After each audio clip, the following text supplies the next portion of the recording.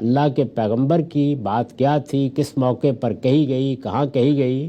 سننے والوں نے اپنے ذوق کے لحاظ سے، اپنے فہم کے لحاظ سے اس کو کبھی پورا، کبھی سیاق و سباق کے ساتھ، کبھی ایک جملے کی صورت میں آگے بیان کر دیا۔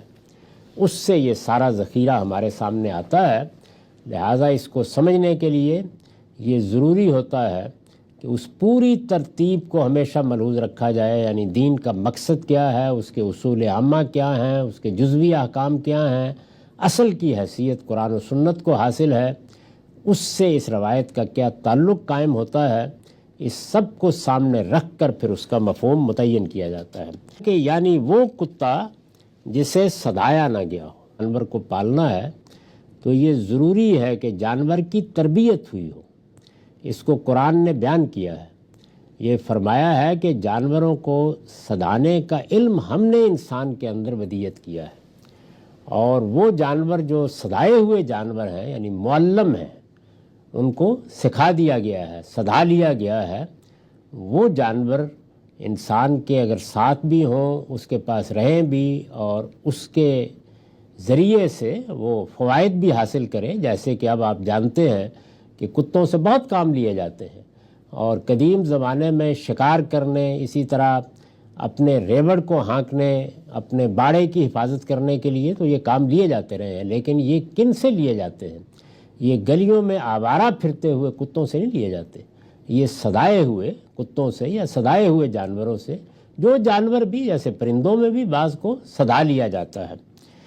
تو یہ جس کتے کا یہاں ذکر ہے، اس میں جو غلطی ہوئی ہے وہ یہ ہے کہ اس کو کتوں کی جنس سمجھ لیا گیا ہے۔ ایک گھروں میں جو پلے داخل ہو جاتے ہیں، کتے داخل ہو جاتے ہیں، دیہات میں دیکھا ہوگا، نہ ان کو یہ احساس ہوتا ہے کہ انہوں نے بول و براز کہاں کرنا ہے، کہاں گندگی پھیلا دیں گے، کہاں نجاست پھینک دیں گے۔ اگر وہ گھر میں بھی ہوں گے تو ظاہر ہے کہ اسی طریقے کے مطابق جو کچھ بھی کرنا ہوگا کریں گے۔ تو یہ کتے ہیں جو یہاں زیر بحث ہیں، جس طرح وہ تصویریں یہاں زیر بحث ہیں کہ جن کو مشرکانہ توہمات کے تحت بنایا جائے۔ تو میں نے لکھا کہ یعنی وہ کتا جسے سدایا نہ گیا ہو، لہٰذا جہاں چاہے گندگی پھیلا سکتا ہو۔ تو اگر اس طرح کے کتے آپ کے گھر میں ہیں کہ کچھ معلوم نہیں کہ کہاں پیشاب کر دیں گے، کہاں رفع حاجت کے لیے بیٹھ جائیں گے، کہاں کیا گندگی آ کے ڈال دیں گے، تو پھر فرشتے نہیں آئیں گے گھر میں۔ اس میں محتاط رہنا چاہیے۔ یعنی وہ کتا جسے سدایا نہ گیا ہو، لہٰذا جہاں چاہے گندگی پھیلا سکتا ہو۔ یہ تخصیص، اب یہ دیکھیے نا یہاں کیا کیا گیا ہے کہ ایک عام لفظ میں ایک تخصیص عائد کر دی گئی ہے۔ لفظ تو عام ہی تھا کتا، لیکن اس کو پورے نظم میں رکھ کر، یعنی یہ کہ دین کا مقصد کیا ہے، یہ کہ اس کے اصول عامہ کیا ہیں، یہ کہ قرآن و سنت میں جزوی طور پر دوسری ہدایات کیا ہیں۔ جیسے میں نے عرض کیا کہ سورہ مائدہ میں تو معلوم ہوتا ہے کہ اللہ تعالیٰ نے کتوں کو اٹھایا ہے اور اعلیٰ ترین شرف پہ پہنچا دیا ہے، یعنی ان کا کیا ہوا شکار حلال ہے۔ وہ اگر سدائے ہوئے ہیں تو بس اللہ کا نام انہی پر پڑھ دو، وہ تمہارے لیے اعلیٰ اور جاریہ ہیں۔ اور اصحاب کہف کے کتے سے تو آپ واقف ہی ہیں کہ وہ غار کے سامنے بیٹھا ہوا ہے اور اللہ کے فرشتے روز آتے ہیں جاتے ہیں۔ یعنی وہ کتا جسے سدایا نہ گیا ہو، لہذا جہاں چاہے گندگی پھیلا سکتا ہو۔ یہ تخصیص اس لیے ضروری ہے کہ سورہ مائدہ کی آیت 4 میں اللہ تعالیٰ نے کتوں کے سدانے کے علم کو اپنا سکھایا ہوا علم قرار دیا، اور فرمایا ہے کہ انہیں اگر اللہ کا نام لے کر شکار پر چھوڑا جائے تو اس شکار کو پھاڑ دینا ہی اس کا تزکیہ ہے۔ یہ تزکیہ ہے جس کے بغیر کوئی جانور حلال نہیں ہوتا، یعنی جب تک اس کا خون پوری طرح نہیں نکال دیا گیا۔ اب ظاہر ہے کہ ہم جانور کو ذبح کرتے ہیں، اس کا حلقوم کاٹتے ہیں، چھری ہاتھ میں پکڑے ہوئے ہوتے ہیں۔ اگر یہی کام آپ کا سدایا ہوا کتا کر دے اور اسے اللہ کا نام لے کے چھوڑا گیا ہو تو فرمایا اب اس شکار کو ذبح کرنے کی ضرورت نہیں ہے۔ یہ معمولی عزت نہیں ہے جو سدائے ہوئے جانور کو دی گئی ہے۔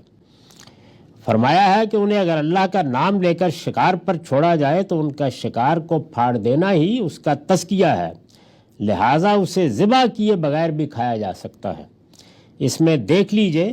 کوئی ادنا تاثر بھی اس بات کا نہیں ملتا کہ کتا بجائے خود کوئی پلید جانور ہے، یا اس کے رکھنے اور سدانے سے انسان اللہ کی کسی رحمت سے محروم ہو سکتا ہے۔ ظاہر ہے کہ جب سدایا جائے گا، رکھا جائے گا، اس کو شکار میں مانوس کیا جائے گا تو وہ کہیں باہر پھینک آئیں گے، آپ کے پاس ہوگا۔ چنانچہ یہ بات علی الاطلاق تو کسی طرح قبول نہیں کی جا سکتی کہ جہاں کتا ہو فرشتے وہاں داخل نہیں ہوتے، لیکن اس تخصیص کے ساتھ ضرور قبول کی جا سکتی ہے جو ہم نے بیان کی ہے،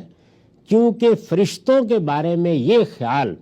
کہ اپنی لطافت طبع کے باعث وہ مادی نجاستوں کے بارے میں بھی ایسے ہی حساس ہوں گے، ہر لحاظ سے قرینہ قیاس ہے۔ جیسے ایک صاف ستھری طبیعت کا آدمی یہ پسند نہیں کرتا کہ آپ اس کو کسی غلیظ جگہ پہ لے جائیں یا بٹھا دیں یا جہاں اس طرح کی کوئی غلاظت یا نجاست ہو،